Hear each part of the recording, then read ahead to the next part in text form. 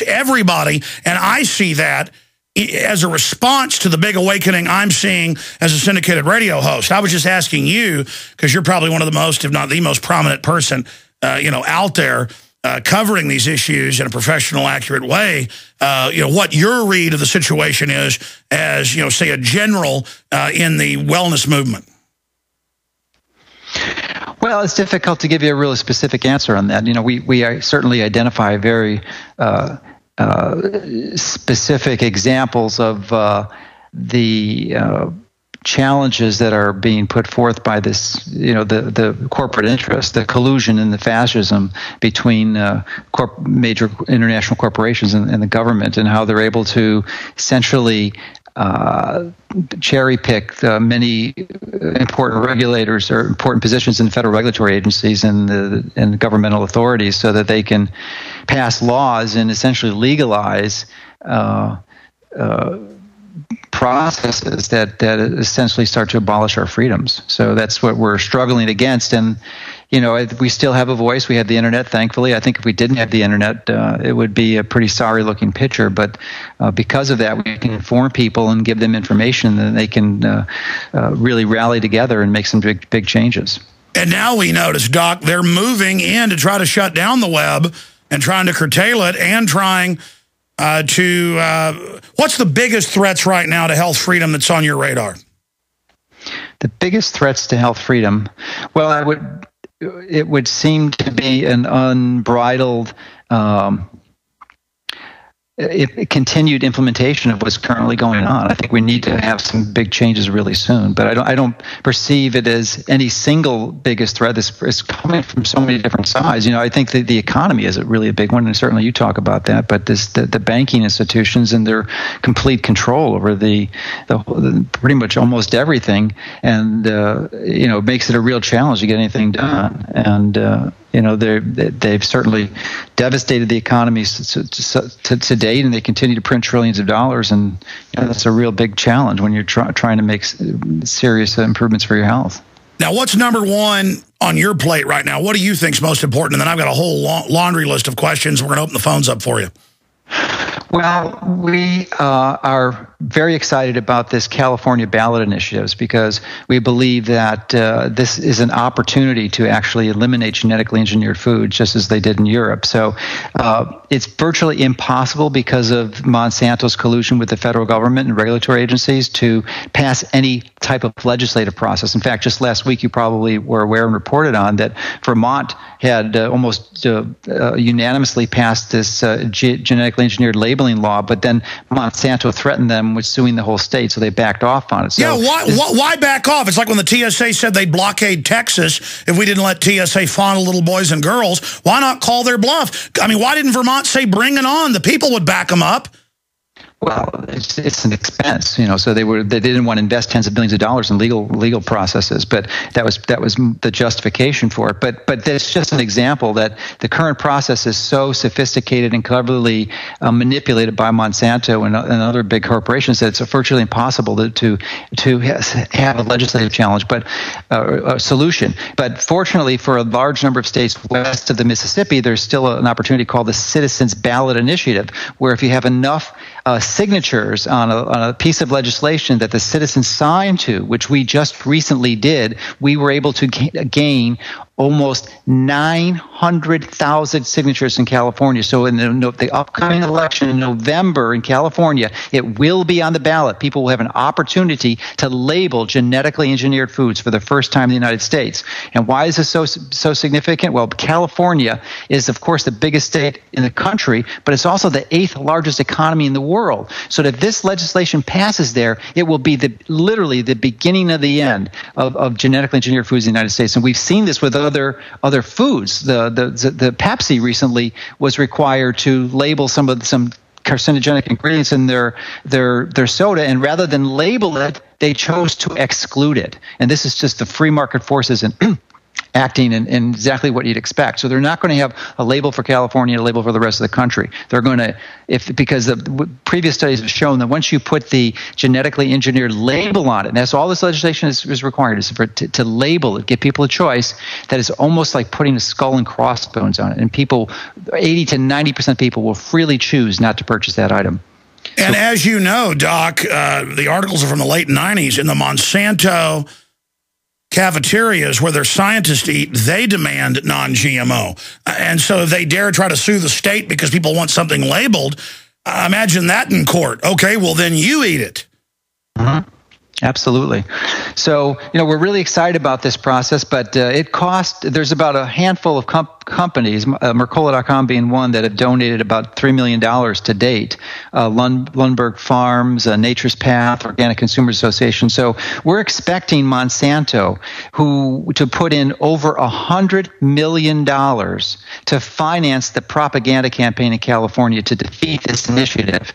And we don't have $100 million, but we do have, a large volunteer effort, and the people who are listening to this. So, Monday we're launching a money bomb against Monsanto. So if any of your listeners would be willing to participate in that, they can really help this effort to really fight what I perceive one of the biggest threats to the very survivability of the human race, which is this massive intrusion of food that was never designed to be here, and really cross-species types of changes that have potentially beyond dramatic influences on really the sustainability of our food supply. Doc, I want to talk about that because we see neurological disorders, autism across the board, other diseases exploding. And in all the big studies scientific that are out there, with many of these GMO crops, they have organ failure, near total sterility in 3 generations in the guinea pigs and rats and things. And now we're just a generation or so, 20 years or so, in the life cycle into this, and we're seeing a lot of it. And as you know, they've never really allowed testing of GMO in humans. And, when this all starts to come out, will Monsanto get in trouble, or will they just get a slap on the wrist like Dioxin and Agent Orange? Well, they so effectively control the federal regulatory agencies that for every single level, and we constructed a graph that's on our site that kind of shows these connections and identifies the specific individuals. But it's hard to imagine that any significant penalties coming down, just like the bankers. These bankers have stole trillions of dollars. Did any single one of them ever went to jail? No, because they control the system. So I'm not expecting that. We're just hoping that we can allow people the freedom of choice to do that. But you're right. There's a study that was just recently done that showed that one of the toxins, most genetically engineered foods do one of two things. They either produce a resistance to a very potent herbicide called Roundup or glyphosate, and that's the vast majority, maybe 85%. And then the rest of them produce a Bt toxin, which is an insecticide. And this Bt toxin was actually recently shown in some studies to wind up in the blood supply of pregnant women and their babies that were born. It's like 85% of them have this toxin in their blood supply and we're told that there's no complications from it, but no one's ever looked at it. And we know infant mortality is starting to go back up. Let me see. The pesticide kills bugs, but then we're supposed to eat it. Again, the plant grows its own pesticide, and they have to have refuge areas growing for the bugs of normal food. Can we just have the refuge corn? We'll be back. We're about to have big breaking news. It's one of the biggest stories out there that Obama is going to ban children doing chores for their parents on farms. That's how the family farm trains the next generation. The children enjoy the work. That's why we have summers, is so children could work on the farm. This is a total assault. Now rural Montana religious colonies fight labor law. They're coming to shut down the Mennonites and Amish. They've already got CPS circling them. This is all part of a total domestication. And making us eat GMO directly linked to organ failure in every mammal they tested on. Monkeys, rodents, you name it. Literally hundreds of studies. Hundreds. And going back to Dr. Mercola, who is our guest today, Mercola.com, really great to have you here with us today, because I just really respect the work you're doing and also the activism you're involved in. People should support that money bomb coming up, I guess you said Monday. But how does the attack on rural communities, organic farming, farmers markets, whole milk, I know you see it out there, the ban, attacking backyard chickens, saying you got to get a license to have a garden. Why is the system so scared and declaring war, or if you disagree with me, tell me they're not, on any form of true local sustainability in the name of sustainability? So when your question is the system, you mean the government is yeah, I mean big pharma, big agri, all I see is an all-out assault against just any choice, any freedom, anything healthy, the farms, everything. Why are they doing this? Well, fear, I think, is really the center of the motivation, and it is a very effective tool that powerful and small groups of people use to manipulate the masses. So if you can effectively utilize that tool, you can control large numbers of people, and that's what they're doing. So they're seeking to instill fear in people from making simple choices and motivate their actions and behaviors based on that fear. So so they're trying to intimidate people. All I see it doing is making it avant-garde and cool, no. and people are rushing out and trying to start farming and things. Well, that's the practical side effect from it, but they're trying to discourage that with these fear tactics. No, I agree with you. I agree they're trying to discourage it, but I'm saying I don't see it working. No, I would agree also. I think that the people are smarter than that, and we still have some of the revolutionary spirit still left in this country, and as a result, people are inspired to really react and respond the way that our ancestors did. Amazing. This is a short segment, long segment coming up, and I want to take some calls. The toll-free number for people to join us if they want to talk to Dr. Mercola is 800-259-9231. What else do you think is an important battle area? Obviously, getting the GMO labeled so we can make a choice. Wow, revolutionary idea. What else is front and center? Well, before I answer that, I just wanted to comment on one of the statements you made with respect to all these research studies showing the dangers of GMOs. Well, there would be a lot more if it wasn't for the manipulation and the fraud and deceit that these major corporations like Monsanto have implemented. Do you know, and you may not realize this because it's not widely appreciated, that it is illegal, Alex, for any research scientist to do an independent study on genetically engineered foods because it's a trademarked, patented seed, and at the moment you begin to do research on it that isn't authorized by Monsanto, they will initiate serious legal action against you, if not throw you in jail. Yes, I was aware of that.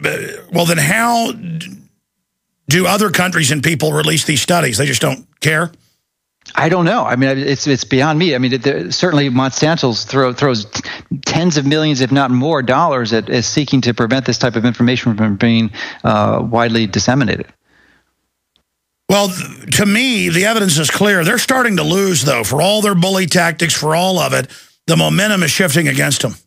Yeah, I couldn't agree more. I mean, certainly did in Europe. Once you give people the freedom of choice to make that decision whether or not they're going to choose to freely consume this type of food or not, they'll choose not to, if they're informed. And that's what we're seeking to do with the Citizens Ballot Initiative, California, to defeat Monsanto. And this could be, this is a very limited window of opportunity. If we miss this window, I don't know that there'll be another one, and that this may be the beginning of the end of the food supply in the United States. So it's a really important issue, and that's why we're so excited about this, because it really is. It's sort of like their Achilles heel. It's a classic David versus Goliath battle, and we are David on steroids, and they are Goliath, and they control the federal regulators, and they outnumber us massively.